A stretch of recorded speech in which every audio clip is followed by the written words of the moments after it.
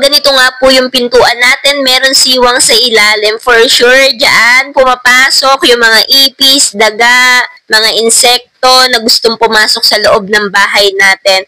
And kung naka-aircon naman po tayo, dyan nga po lumalabas yung mga lamig na nanggagaling sa aircon. Ang tendency po niyan is lalakas po or tataas yung konsumo natin sa kuryente. Kaya naman, nilagyan ko na nga ho ng door seal. Ito nga po yung parang silicone rubber na nilalagay sa ilalim ng pinto. O, kita nyo naman po, diba? Wala na nga hong siwang ang pinto, hindi na nga ho makakapasok ang mga ipis, daga, or insekto na gustong pumasok sa loob ng bahay namin. At yung lamig ng aircon, hindi na nga rin ho nakakalabas. Kaya naman, kung may siwang nga po yung pinto nyo, lagyan nyo na nga rin ho nitong door seal na parang silicone rubber. Very affordable lang po ito. Wala pa po itong 100 pesos. Matatakpan mo na nga ho yung siwang ng pintuan nyo. Yun lang po. Thank you for watching. Kuting-ting. Bye!